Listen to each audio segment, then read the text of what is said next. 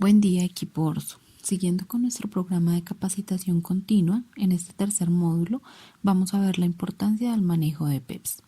Quizá muchos de ustedes sepan de qué se trata, pero siempre es bueno recordar los conceptos para aplicarlos sabiendo bien en qué consisten. Primero vamos a recordar su significado. El término PEPs es una sigla que significa primeros en entrar, primeros en salir. O tal vez hayamos escuchado el término FIFO, cuyo significado es el mismo pero en inglés, es decir, first in, first out. Bien sea FIFO o PEPs, como lo queramos nombrar, este método consiste en almacenar de tal forma que se pueda vender o gastar primero los materiales que llegaron primero, tal como lo vemos en el esquema. El método PEPs puede ser visto desde dos áreas, desde el área contable como un método para el control de inventarios y desde el área de calidad como un método para garantizar la rotación de la mercancía. En las empresas de alimentos es donde mayor aplicación tiene el método PEPs. Es ideal para productos frescos o procesados, ya que permite que los productos no se dañen o se pierdan antes de ser vendidos. También permite a los encargados llevar un orden en cuanto a lo existente, sabiendo cuáles deben salir primero y cuáles vender más rápido. Los alimentos perecederos como frutas, lácteos y carnes se deben ir vendiendo por el método PEPs para ir saliendo de aquellos más cercanos a su fecha de vencimiento. Cuando hablamos de que los productos alimenticios se deben ir consumiendo por los próximos a su fecha de vencimiento, el término PEPs cobra otro significado que puede ser primeros en expirar, primeros en salir, es decir, gastar primero los que se vencen más rápido. A veces, cuando hay un cambio de proveedor, no es viable aplicar el término primero en entrar, primero en salir, porque los productos pueden llegar con fechas más cortas. Por tal razón, es importante ver los siguientes lineamientos. Para la correcta aplicación del sistema PEPs debemos tener en cuenta los siguientes. Primero, las fechas en los productos al momento de recibirlos. Segundo, en el almacenamiento, el producto nuevo va detrás, los más viejos disponibles para ser usados primero, pero siempre teniendo en cuenta su fecha de vencimiento. Tercero, los alimentos a granel o aquellos que se reenvasan deben conservarse tapados y rotulados, preservando siempre la información de origen, así como su fecha de apertura.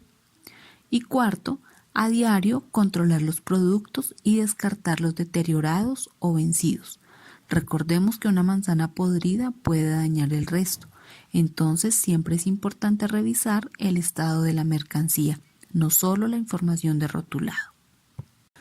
Para la aplicación del método PEPs es importante tener claros dos conceptos, como lo son el lote y la fecha de vencimiento. ¿Qué es el lote?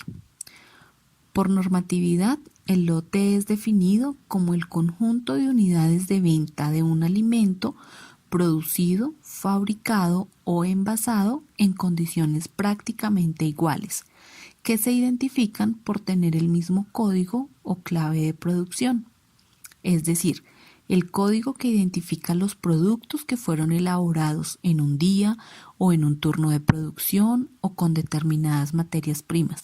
Incluso, dependiendo del tamaño de la empresa, en algunas el lote puede identificar los productos que se procesaron en una línea de producción o en determinado equipo. El lote siempre debe ir precedido de la letra L en mayúscula o de la palabra lote. Otra condición es que debe ser grabado o marcado en forma indeleble, es decir, que no se borre. Que sea legible, es decir, que se pueda leer fácilmente y que esté en un lugar visible. El lote es un código que puede ser numérico o alfanumérico y es determinado por la empresa. Acá podemos ver algunos ejemplos de lotes donde podemos comprobar que el lote no siempre está asociado con una fecha. Puede ser, por ejemplo, un código, como lo vemos en la primera imagen, donde está L022/1401/2017.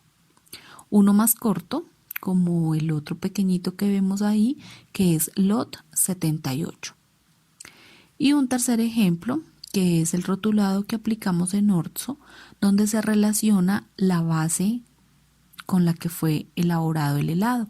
Es decir, en este caso tenemos B1D, que es una base dulce, 140320.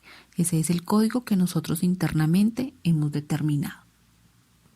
El siguiente concepto que debemos tener en cuenta son las fechas de vencimiento, que también puede ser llamada fecha límite de consumo recomendada o fecha de caducidad, y está definida como la fecha fijada por el fabricante en la cual termina el periodo después del cual el producto almacenado en las condiciones indicadas no tendrá probablemente los atributos de calidad que normalmente esperan los consumidores. Es decir, que no siempre el producto está dañado después de su fecha de vencimiento. Es decir, el producto puede que no cause una intoxicación, pero sí puede suceder que las características como textura, olor o sabor no sean las deseadas por el cliente. Por ejemplo, al consumir una galleta, uno desea que sea un producto crocante, que tenga buen sabor. Puede que la galleta ya esté vencida, no me vaya a intoxicar si la consumo, pero puede que ya no tenga esas características organolépticas que yo deseo al consumir una galleta. Por esta razón, después de esta fecha, el producto no debe ser comercializado. Al igual que el lote, la fecha de vencimiento debe estar en un lugar visible, debe ser legible, recordemos, es decir, que se entienda fácilmente, e indeleble para que no se borre. Y por lo tanto no se pueda adulterar para dar mayor fecha de caducidad a un alimento. Acá tenemos algunos ejemplos. Tenemos VEN, que se puede abreviar, 280320, o tenemos el rotulado que usamos en Orzo, que dice fecha de vencimiento, también abreviado, 15/marzo/2021.